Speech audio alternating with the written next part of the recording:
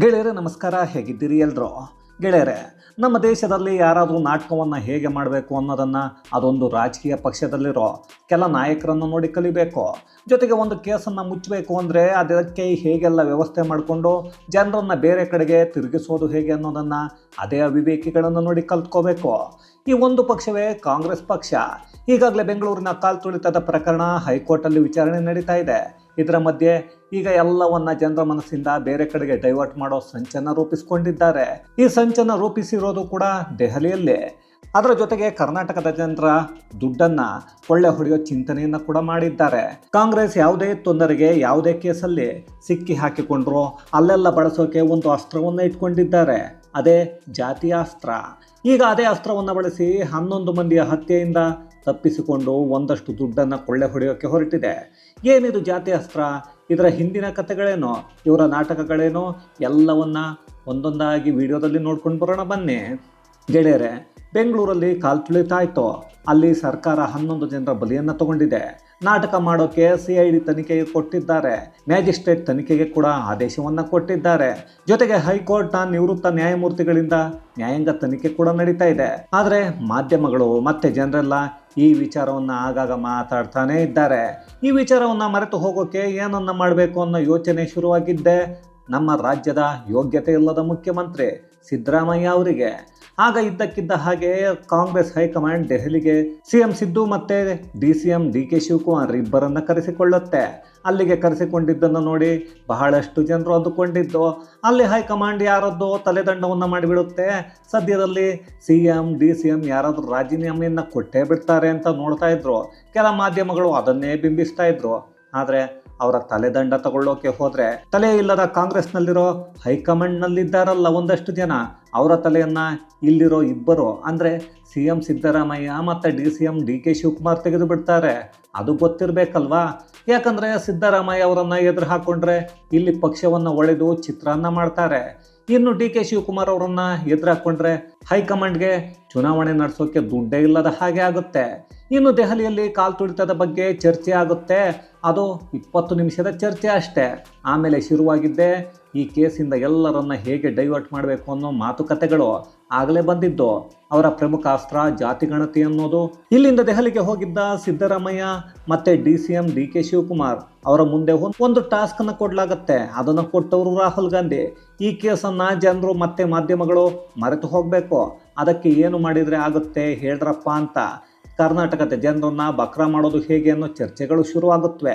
ಆಗಲೇ ಜಾತಿ ಗಣತಿಯನ್ನು ಮತ್ತೆ ಮಾಡಿದರೆ ಹೇಗೆ ಅನ್ನೋ ಐಡಿಯಾ ಬರೋದು ಸಿದ್ದರಾಮಯ್ಯ ಅವರಿಗೆ.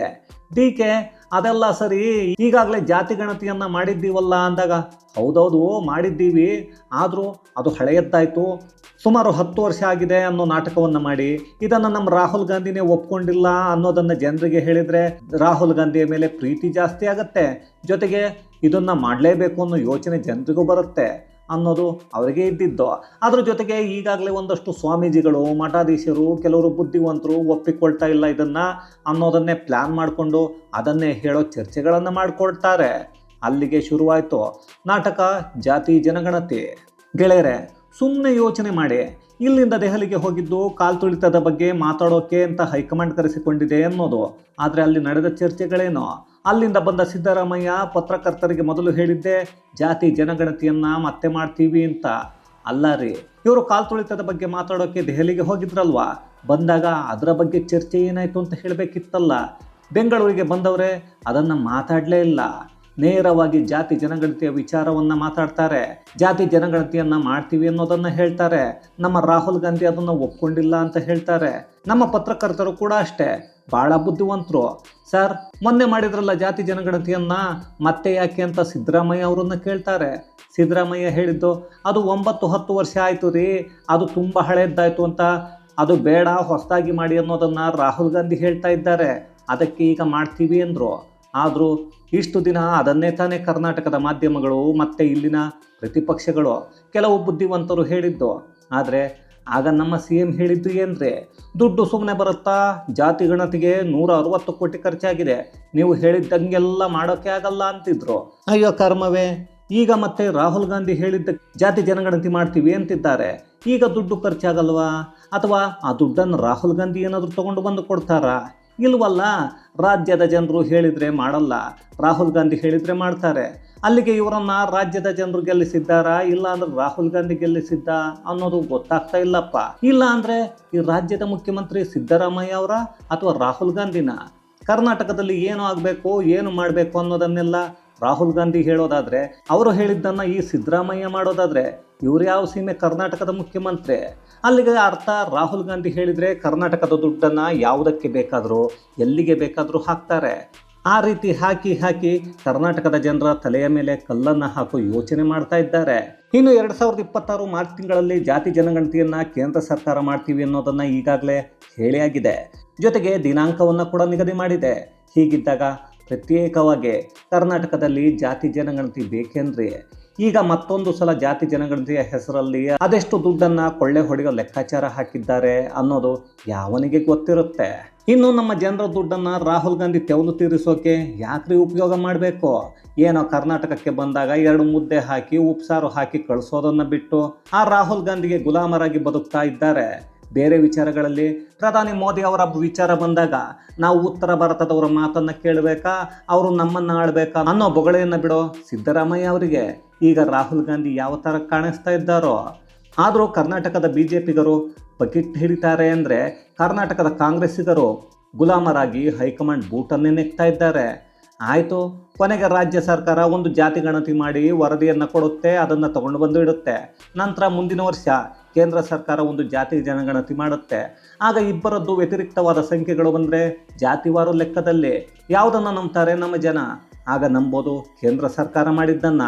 ಯಾಕಂದರೆ ಕೇಂದ್ರ ಸರ್ಕಾರ ಮಾಡೋ ಜಾತಿ ಜನಗಣತಿಯಲ್ಲಿ ಪೂರ್ತಿಯಾದ ಜಾತಿವಾರು ಗಣತಿ ನಡೆಯುತ್ತೆ. ನಮ್ಮ ಸಿದ್ದರಾಮಯ್ಯ ಸರ್ಕಾರ ಮಾಡೋ ಜಾತಿ ಗಣತಿಯಲ್ಲಿ ಹಿಂದೂಗಳಲ್ಲಿ ಮಾತ್ರ ಜಾತಿ ಮತ್ತು ಉಪಜಾತಿಗಳ ಗಣತಿ ನಡೆಯುತ್ತೆ. ಆದರೆ ಮುಸಲ್ಮಾನರಲ್ಲಿ ಜಾತಿ ಉಪಜಾತಿ ಗಣತಿ ನಡೆಯೋದೇ ಇಲ್ಲ. ಅಲ್ಲಿ ಕೇವಲ ಮುಸಲ್ಮಾನರು ಅನ್ನೋದು ಮಾತ್ರ ಮಾಡ್ತಾರೆ.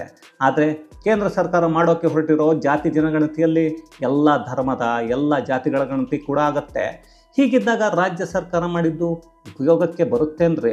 ನನಗೇನೋ ಬರಲ್ಲ ಅಂತ ಗೊತ್ತು. ಆಗ ನಮ್ಮ ಜನರ ದುಡ್ಡು ವೇಸ್ಟ್ ಆಗಲ್ವಾ? ಏನೋಪ್ಪ ಗೊತ್ತಿಲ್ಲ. CM ಸಿದ್ದರಾಮಯ್ಯ ಅವರು ವಕೀಲರು ತುಂಬ ತಿಳ್ಕೊಂಡಿರ್ತಾರೆ ಬಿಡಿ ಅಂತ ಹೇಳೋಣ ಅಂದರೆ ದುಡ್ಡು ಜನರದ್ದು. ಹಾಗೆ ಅವರು ವಕೀಲರು ಅನ್ನೋದೇ ನನಗೆ ಅನುಮಾನ ಇದೆ. ಯಾಕಂದರೆ ಅವರಿಗೆ ಕಾನೂನು ಗೊತ್ತಿಲ್ಲ, ಕಾನೂನಿನಲ್ಲಿ ಇರೋದನ್ನು ಮಾಡಲ್ಲ. ಇನ್ನು ಅನುಮಾನ ಬರಲೇಬೇಕಲ್ಲ. ಆದರೂ ಯಾರ್ದೋ ದುಡ್ಡು ಎಲ್ಲ ಮನ ಜಾತ್ರೆ ಮಾಡಿಕೊಳ್ಳಿ ಬಿಡಿ, ಒಂದಷ್ಟನ್ನು ಹಾಗೆ ದೋಚಿಕೊಳ್ಳಿ. ಅದಕ್ಕೆ ನಮ್ಮ ರಾಜ್ಯದಲ್ಲಿ ಯಾರು ತಲೆ ಕೆಡಿಸ್ಕೊಳ್ತಾರೆ? ಆದರೂ ಈ ಸಿದ್ದರಾಮಯ್ಯ LLB ಮಾಡಿದ್ದಾರೆ ಅನಿಸುತ್ತಾ ಅನ್ನೋದನ್ನು ಒಂದು ಸಲ ಕಮೆಂಟ್ಸಲ್ಲಿ ನೀವು ತಿಳಿಸಿಪ್ಪ. ಇನ್ನು DK ಶಿವಕುಮಾರ್ ಅವರು ಬಿಡಿಪ್ಪ, PUC ಓದಿದ್ರು, ಇದ್ದಿದ್ರಲ್ಲಿ ದುಡ್ಡನ್ನು ಮಾಡೋ ಜ್ಞಾನ ತುಂಬ ಚೆನ್ನಾಗಿದೆ. ಜೊತೆಗೆ ಅವರು ಬರೀ ಜಮೀನಲ್ಲೇ ಬೆಳೆಯನ್ನು ಬೆಳೆದೆ ವರ್ಷಕ್ಕೆ 100 ಕೋಟಿ ಸಂಪಾದನೆ ಮಾಡ್ತಾರೆ. ಆದರೆ ಅದನ್ನು ನಮ್ಮ ರೈತರಿಗೆ ಹೇಳ್ಕೊಡಿ ಅಂದರೆ ಹೇಳ್ಕೊಡಲ್ಲ. ಇದನ್ನು ನಾನು ಹೇಳಿಲ್ಲಪ್ಪ, ಅವರೇ ED ಅಧಿಕಾರಿಗಳ ಮುಂದೆ ಒಂದು ಮಾಹಿತಿಯನ್ನು ಕೊಟ್ಟಿದ್ದರು ಎಂಕ್ವೈರಿನಲ್ಲಿ, ಆವಾಗ ಹೇಳಿರೋದು. ಇನ್ನು ಹೇಳಿದ್ದನ್ನು ಮೊದಲೇ ಮಾಡಲ್ಲ. ಇನ್ನೊಬ್ಬರಿದ್ದಾರೆ, ಪರಮೇಶ್ವರನ್ನು ಗ್ರಹಚಾರ ಮಂತ್ರಿ.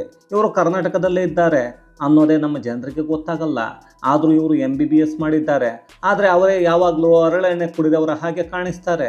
ಅವರಿಗೆ ಖುಷಿಯಾಗಿ ನಗ್ನಾಗ್ತಾ ಇರೋಕ್ಕೆ ಬರಲ್ಲ. ಅದು ಯಾವ MBBS ಮಾಡಿದ್ದಾರೋ ಗೊತ್ತಿಲ್ಲ.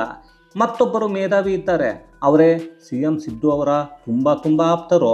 ಪೊಲೀಸ್ ಠಾಣೆಗೆ ಬೆಂಕಿಯನ್ನು ಹಚ್ಚೋರಿಗೆ ಜಾಮೀನು ಕೊಡಿಸಿ ಅವರ ಕೈಗೆ ದುಡ್ಡನ್ನು ಕೊಡೋರು ಅವರೇ ಜಮೀರ್ ಅಹಮದ್ ಖಾನ್. 9ನೇ ಕ್ಲಾಸ್ ಕೂಡ ಓದಲಿಲ್ಲ, ಗ್ಯಾರೇಜಲ್ಲಿ ಕೆಲಸ ಮಾಡ್ತಾ ಇದ್ದವರು. ಈಗ ನೋಡಿದರೆ ಕೊಳ್ಳೆ ದುಡ್ದು ಸಿದ್ದರಾಮಯ್ಯ ಅವರಿಗಿಂತ ಜಾಸ್ತಿ ಆಸ್ತಿಯನ್ನು ಮಾಡಿದ್ದಾರೆ. ಅಯ್ಯೋ ಇರಲಿ ಬಿಡಿ, ಅವರ ತಲೆ ಅವರ ದುಡ್ಡು. ಆದರೆ ಅದಕ್ಕೆಲ್ಲ ಕಾರಣ ಮಾತ್ರ ನಮ್ಮ ಜನರು. ಅದಕ್ಕೆ ಇವಾಗ ಜನರ ಪ್ರಾಣವನ್ನೇ ತೆಗಿತಾ ಇದ್ದಾರೆ. ಜನರು ಹೇಳಿದ್ದನ್ನು ಈ ಸರ್ಕಾರ ಮಾಡಲ್ಲ, ರಾಹುಲ್ ಗಾಂಧಿ ಹೇಳಿದ್ದನ್ನು ಮಾತ್ರ ಮಾಡ್ತಾರೆ.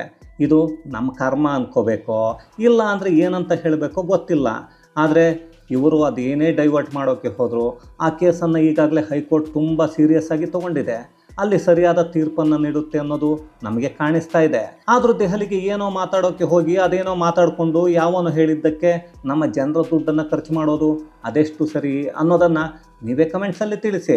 ಇದು ಗೆಳೆಯರೆ, ಸಿದ್ದರಾಮಯ್ಯ ಸರ್ಕಾರ ಕರ್ನಾಟಕದ ಜನರಿಗಾಗಿ ಕೆಲಸ ಮಾಡೋದನ್ನು ಬಿಟ್ಟು ರಾಹುಲ್ ಗಾಂಧಿಯ ಗುಲಾಮಗಿರಿ ಮಾಡ್ತಾ ಕಾಲ್ ತುಳಿತದ ಕೇಸನ್ನು ಜನರಿಂದ ಡೈವರ್ಟ್ ಮಾಡೋಕ್ಕೆ ಯೋಚನೆಯನ್ನು ಮಾಡಿರೋದ್ರ ಕುರಿತಾದ ಒಂದಷ್ಟು ಮಾಹಿತಿ ನಿಮಗೇನನ್ನಿಸುತ್ತೆ ಅನ್ನೋದನ್ನು ಕಮೆಂಟ್ಸಲ್ಲಿ ತಿಳಿಸಿ. ಮತ್ತಷ್ಟು ವಿಶೇಷತೆಗಳೊಂದಿಗೆ ಮುಂದಿನ ವಿಡಿಯೋದಲ್ಲಿ ಭೇಟಿಯಾಗೋಣ.